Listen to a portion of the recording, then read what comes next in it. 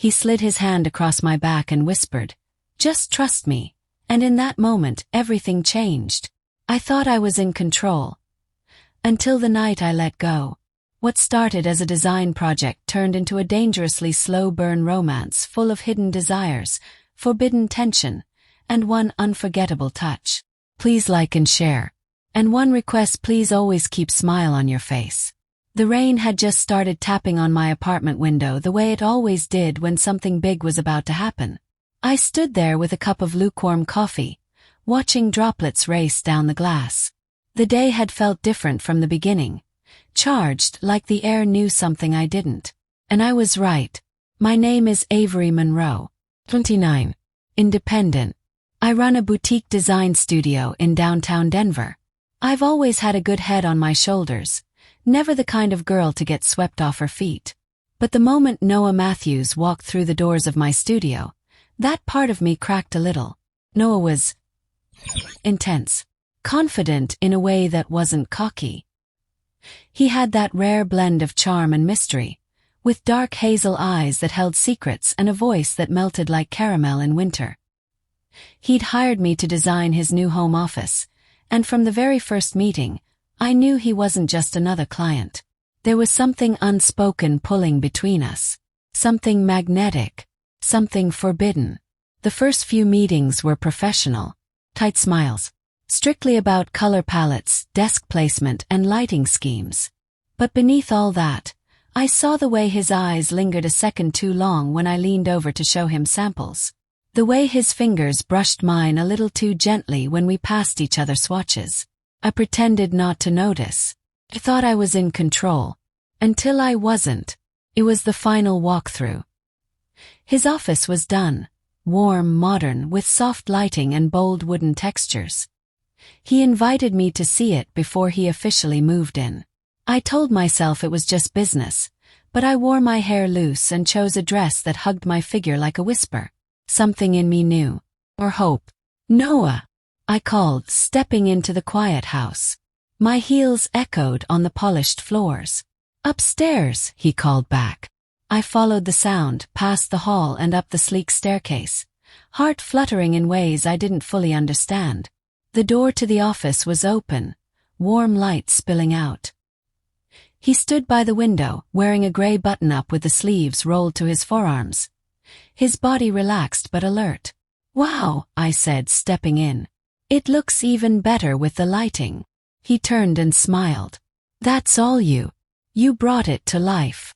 I smiled, pretending the compliment didn't send tiny sparks down my spine. "Want a drink?" he asked. I hesitated. "Sure. One won't hurt." We sat on the leather sofa across from the fireplace. He handed me a glass of red wine, and I tucked one leg beneath me, trying not to overthink the tension crackling in the room. "I know you're usually all business," he said, sipping his wine, "but I've wanted to ask you something more personal." I raised a brow. "Oh." He looked at me with that slow, piercing gaze. "What do you do when someone gets past your walls?" I swallowed. "I don't let them." He chuckled softly. "Of course not." Silence wrapped around us. Not awkward. Heavy. Full. Like the space between lightning and thunder. And then he stood up and walked behind me. I felt the couch shift under his weight as he sat back down, closer. The air thickened. I felt his fingertips graze my shoulder, then slowly slide across the bare skin of my back where my dress dipped low. My breath hitched. "Just trust me," he whispered. I didn't move.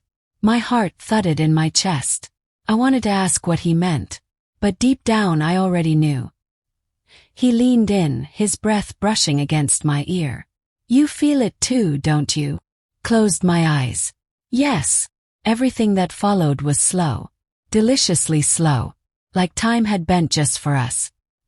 His touch stayed light, careful, never crossing a line, but lingering in a way that felt like a promise. His hand rested at the small of my back, his fingers grazing the fabric. My skin felt like it had been waiting for that contact forever. I leaned into him without realizing it, my body betraying the composure I always wore like armor. We didn't kiss. Not then. We just stayed like that. quiet, breathing each other in. The night blurred in soft words and teasing looks. At one point, he stood behind me again, guiding my hand to feel the smooth wood of the desk I had picked. "You have an eye for texture," he murmured, and the way he said it, I felt like he wasn't just talking about furniture. When I turned to face him, the heat between us spiked. His hand caught mine. Gently. Secure. "I don't do this," I whispered, almost embarrassed by the truth. "I know," he said, eyes searching mine. "But maybe you should." That night I didn't sleep with him. I left before anything exploded into something that might ruin us. But it didn't stop there. The next few weeks were full of stolen glances and random texts that meant more than they should. Photo of a sunset. A one-word message. Thinking. A late-night voicemail I never replied to but listened to 3 times. Until one night, everything cracked open. It was raining again. I had just finished a late meeting when I saw his name light up my screen. "Noah, can I come over?" I stared at it. And then I typed back, "Doors open." When he arrived, he looked like he had run through the storm. Hair damp, shirt clinging to him, eyes dark with something I couldn't name. He didn't say anything when I opened the door. He just walked in, looked at me, and closed the distance. His hand slid across my waist as he leaned close. "I've tried to stay away," he said. "But I can't stop thinking about you." I didn't answer. I just reached up, brushing wet strands from his forehead. My heart was beating too fast to think. And then he kissed me. It was the kind of kiss that undid weeks of tension. Full of everything we hadn't said. Slow but not soft. Hot but not rushed. His hands were everywhere and nowhere, never moving too far, always respectful, but undeniably charged.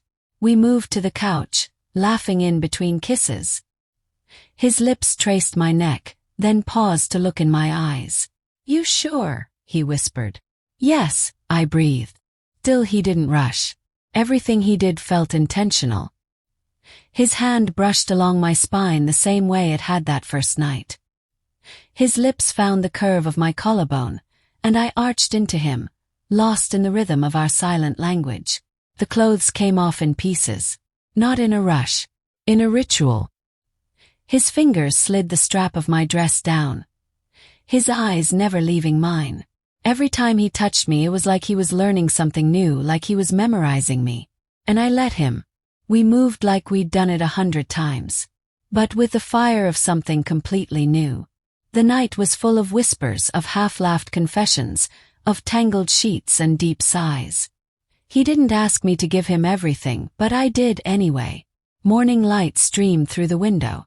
I woke up tangled in the sheets, his arm around me. His hand softly tracing circles on my back. He was still asleep, his face softer than I'd ever seen it. I watched him for a long time. 'Cause something had shifted. This wasn't just physical, it was more. He stirred slightly, pulling me closer, and murmured, "I meant it, you know. About trust." I smiled, running my hand across his chest. "I know," I whispered. And for once, I wasn't afraid to let go.